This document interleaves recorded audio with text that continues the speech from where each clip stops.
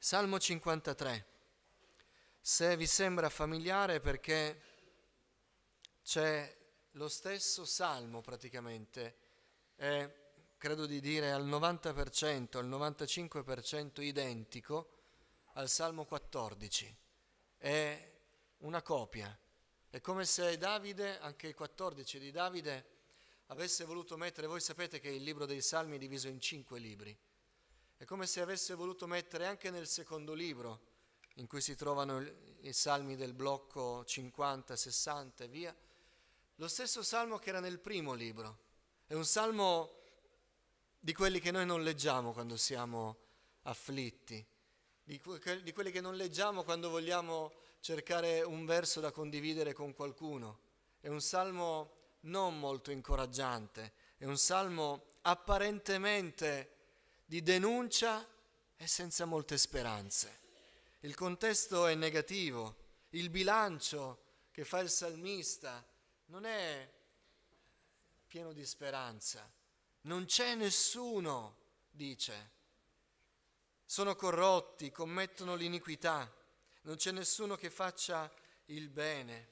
Addirittura tutti sono corrotti del verso 3. Non è il nostro essere corrotti come lo intendiamo, le bustarelle, la disonestà, ma è proprio l'essere corrotto degli alimenti.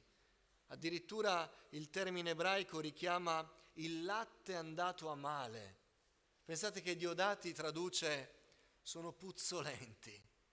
Il senso di quello che Dio vede quando nel cuore c'è il peccato, c'è la superbia, c'è l'egoismo. E così questo salmo sicuramente non è incoraggiante. Poi c'è quella che è l'emblema di chi è stolto, l'ateismo. Lo stolto ha detto in cuor suo: non c'è Dio. Non so se avete il calendario che ho io a casa, quello a foglietti, ne ho 2 versioni, quindi magari qualcuno di voi ha anche quello che ho letto io. Negli ultimi 3 giorni c'era la storia di come è venuto alla conversione uno scienziato ateo, ed era bello leggere le sue considerazioni, quando con onestà dovette riconoscere che aveva cercato molti solidi argomenti per sostenere l'inesistenza di Dio, ma non aveva cercato argomenti per sostenere il contrario. A un certo punto lui, da scienziato, si è sentito in colpa in quanto scienziato, perché lo scienziato dice: io devo avere sul tavolo tutti gli elementi e poi devo decidere che cos'è e che cos'è non è. E lui si era reso conto che si era speso per cercare gli argomenti contro Dio, ma non aveva cercato argomenti a favore di Dio. E quando iniziò onestamente a cercare anche argomenti a favore di Dio per avere entrambe le versioni e poi decidere, si convertì. Si rese conto che gli argomenti a favore di Dio erano molto più solidi di quelli degli atei. La parola del Signore è molto più chiara e anche molto più dura nei confronti della posizione atea. Noi quando parliamo con gli atei cerchiamo argomenti, cerchiamo di essere accondiscendenti, di poter discutere, di poter essere un po' alla pari. In realtà la parola di Dio è molto più netta, chiama stolto colui che dice che non c'è Dio. Stolto. Addirittura dopo il Signore dice nel verso 2, che è il cuore del Salmo, che è intelligente chi cerca Dio ed è stolto chi non lo cerca, è stolto chi dice che non c'è Dio, è stolto chi non crede in Dio, intelligente invece è chi crede nel Signore e lo cerca. Quindi questa mattina qui c'è un'assemblea di intelligenti. Amen. Noi cerchiamo il Signore. Quindi il contesto di questo salmo è negativo, è una denuncia degli increduli. Però c'è il verso 2, che sembra una piccola fiamma in una notte buia. Non so se avete mai visto da lontano una luce accesa in una finestra molto lontana o un lume di candela in una stanza molto grande. Non è tanto, non illumina molto, ma attira lo sguardo. Nel buio anche la più piccola luce è visibile, seppur non abbaglia, è visibile. Ed è così questo verso 2, in questo salmo così negativo. Questo verso 2 dice: Dio guarda dal cielo i figli degli uomini per vedere se c'è una persona intelligente che cerchi Dio. Qui viene chiamata in causa tutta l'umanità, tutta. Dio guarda dal cielo i figli degli uomini, Dio guarda tutti, Dio guarda tutta l'umanità e questa mattina in questo luogo Dio guarda tutti noi.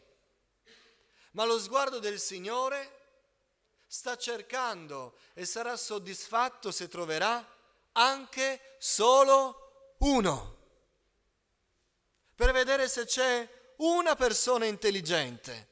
È un po' una provocazione, tant'è vero che poi il Salmo dice: tutti si sono sviati, non ce n'è neanche uno. Ma il verso 2 ci permette di sperare un po', di cambiare un po' le sorti di questo Salmo. Ci permette di dire: ma se Dio sta guardando e gli è sufficiente trovare anche solo una persona, vorrei essere io quella persona. E allora tutto cambierà. E allora non si dirà più non c'è nessuno. Uno c'è. Uno c'è. E chi sarà questa mattina? Voglio essere io. E qualcuno di voi dirà: ma se c'è posto solo per uno ci togli il posto. C'è posto anche per voi, se voi direte voglio essere io. Dio sta guardando per vedere se c'è una persona. E in questo uno c'è la grande misericordia di Dio. Che se troverà questa mattina uno che spera in Lui, uno che griderà a Lui, Dio risponderà. E sarà abbastanza. Dio sta cercando te e me questa mattina. Dio sta cercando qualcuno che alzi lo sguardo, qualcuno che abbia un'intelligenza spirituale da dire: Dio esiste ed è per me. Ma non è solo grande misericordia di Dio, è anche la nostra grande speranza. Dio non aspetta le masse. Dio chiama i singoli. Uno per uno ci chiama. E poi ci inserisce nel suo corpo, nella sua chiesa, ma ci chiama uno per uno. E sta guardando il Signore questa mattina se c'è una persona e c'è possibilità per ognuno di noi. Questa mattina non sei venuto qui inutilmente. Questa mattina forse stai provando a nasconderti nelle panche. Qualcuno addirittura si mette dietro, proprio dietro. Ma Dio sta guardando per vedere se ce n'è uno che risponda, che sia attento. E in una totalità di situazioni negative, la presenza di uno solo che cercherà il Signore cambierà tutto. Alleluia. Questa mattina può cambiare tutto per una persona sola. La tua vita può cambiare, la tua famiglia può cambiare, la situazione che stai vivendo può cambiare, se solo tu incroci lo sguardo di Dio che sta guardando per una persona sola.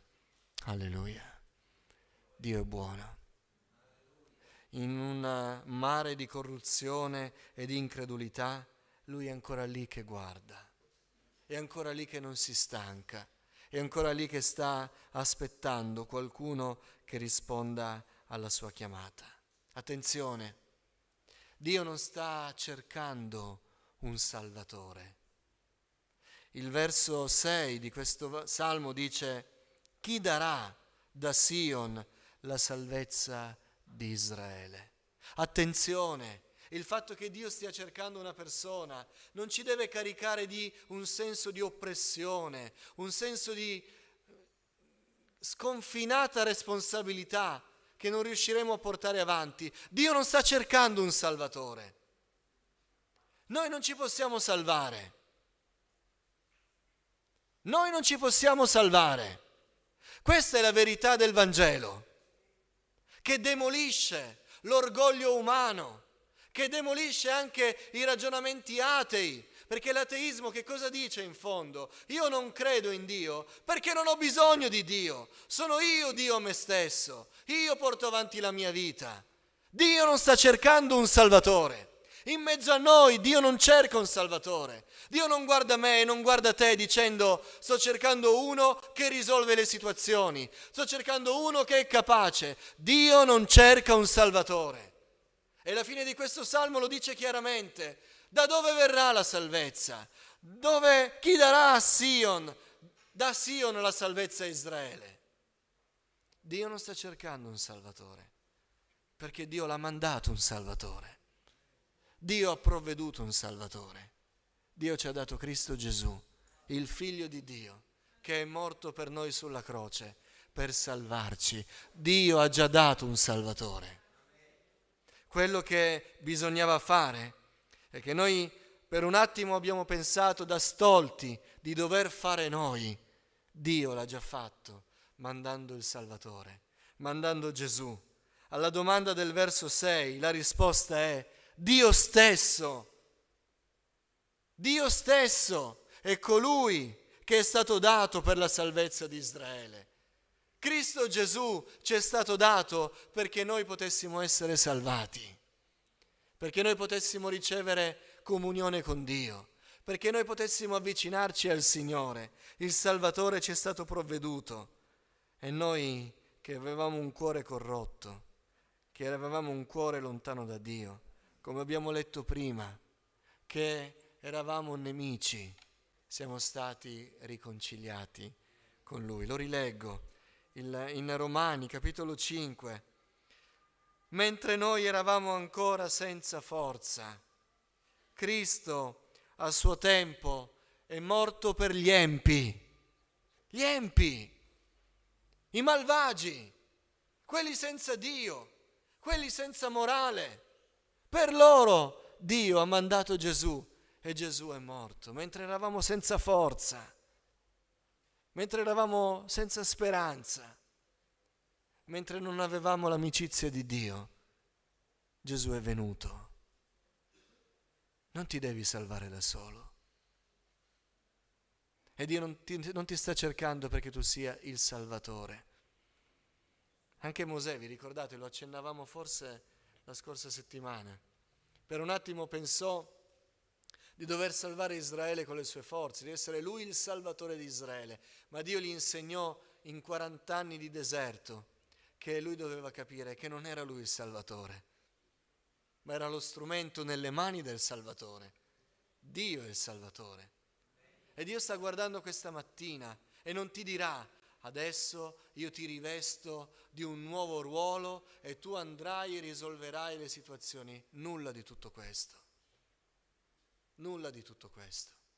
C'è una falsa dottrina che sta tornando in voga in questi anni, che è la dottrina del dominio, che parla di questo, che tu hai la forza, che tu ce la farai, che tu risolverai, che tu hai in mano il tuo destino e Dio non fa altro nella tua vita che rispolverare ciò che si è intorpidito. Nulla di tutto questo. Tu non sei il Salvatore, io non sono il Salvatore, nessuno di noi è il Salvatore e noi da soli non ci possiamo salvare.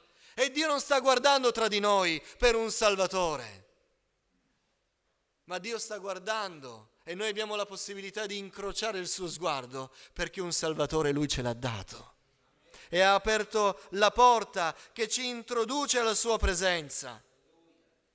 In Giovanni, capitolo 3, indovinate che verso sto per leggere? 17. Dio non ha mandato suo figlio nel mondo per giudicare il mondo, ma perché il mondo sia salvato per mezzo di lui. E noi possiamo essere corrotti, anche nemici di Dio. Ma Egli ha mandato Gesù perché chiunque crede in Lui sia salvato. La condizione di grazia è questa. Dobbiamo credere in Gesù. Non dobbiamo migliorare. Non dobbiamo metterci il nostro impegno. Quello verrà dopo, quando lo Spirito Santo inizia a lavorare nel nostro cuore, ma prima noi siamo morti nei nostri falli e nei nostri peccati. Prima siamo senza speranza e senza Dio. E chi crede in Cristo trova il Salvatore. Ma allora questo Salmo cosa dice? Dice che poiché Dio ha provveduto il Salvatore, Dio sta cercando, anzi Dio sta guardando qualcuno che lo cerchi. Solo questo. Dio sta guardando tra di noi questa mattina, non per il migliore di noi, non per il più capace, non per quello che ha le caratteristiche migliori per avvicinarsi a un qualche modello di Salvatore. Nulla di tutto questo. Dio sta guardando tra di noi per vedere se c'è uno, anche solo una persona.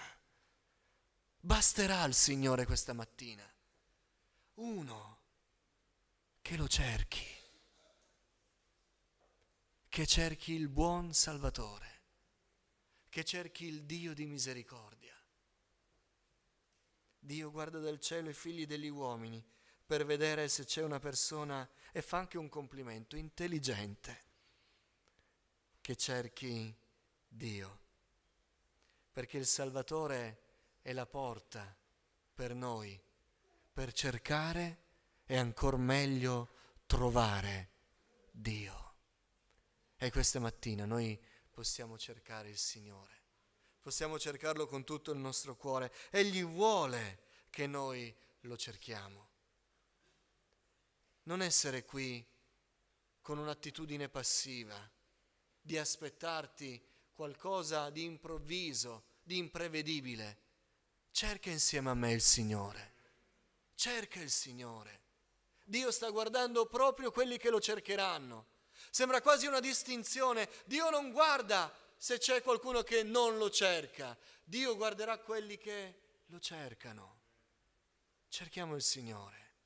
La parola del Signore, ho sfogliato qualche pagina della Scrittura, è piena, zeppa di inviti a cercare il Signore, a cercarlo. Perché? Perché forse nell'estrema facilità con cui noi possiamo cercare il Signore, per il nostro orgoglio, tante volte non lo cerchiamo affatto. Cerca il Signore e non lo cerchiamo. Cerca il Signore, ci viene detto, e non lo facciamo. Ci viene chiesto solo di cercare il Signore ed Egli si farà trovare. Questa mattina, chi è quella persona che Dio incrocerà col suo sguardo e vedrà attenta, impegnata a cercare la faccia di Dio? Nel primo libro delle Cronache, al capitolo 16, è scritto così. C'è un appello accorato al verso 11. Cercate il Signore e la sua forza, cercate sempre il suo volto. C'è qualcuno che si sente senza forze? Cerchi il Signore. È Lui la fonte della forza.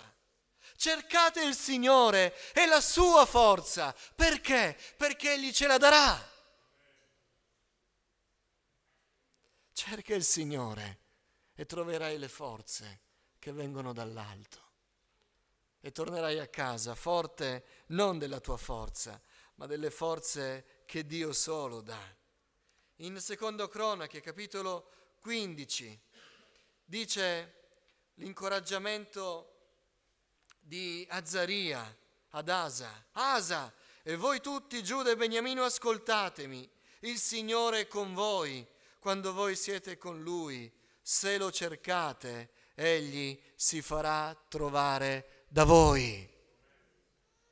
Se c'è qualcuno tra di noi che è confuso, come era Asa in quel momento, se c'è qualcuno che non sa cosa fare, cerchi il Signore e il Signore si farà trovare e toglierà ogni confusione, perché questo vuole il Signore. Gloria a Dio.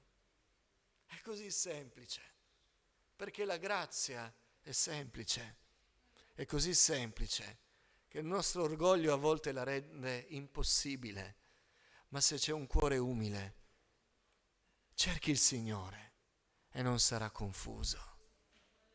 Quante volte facciamo delle domande perché?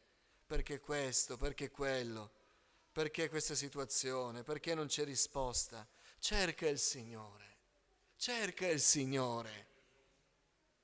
ed Egli risponderà alle domande del tuo cuore.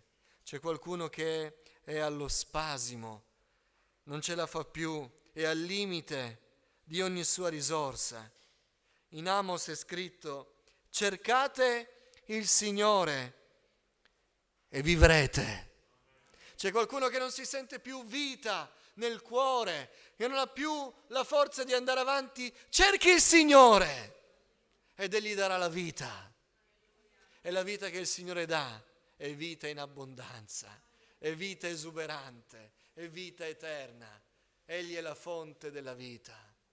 E noi torniamo ad avere la gioia di vivere, la gioia di correre, la gioia di lottare, la gioia di servire il Signore, la gioia di trovare le nostre prove e affrontarle a fianco a Dio quando abbiamo cercato il Signore. Cerca il Signore e vivrai. Permettetemi, anche situazioni che stanno morendo, rapporti che stanno morendo. Cerchiamo il Signore e vivremo. Egli è la sorgente della vita. Amen. Ancora, se c'è qualcuno che ha paura, in Sofonia è scritto: cercate il Signore, voi tutti umili della terra, che mettete in pratica i Suoi precetti. Cercate la giustizia, cercate l'umiltà, e forse sarete messi al sicuro nel giorno dell'ira del Signore. Se c'è qualcuno che ha paura per la sua vita, se c'è qualcuno che non si sente protetto, cerchi il Signore ed Egli promette che ci proteggerà. Nel giorno dell'ira saremo custoditi nelle sue tende. Ma come? Se cercheremo il Signore. Come?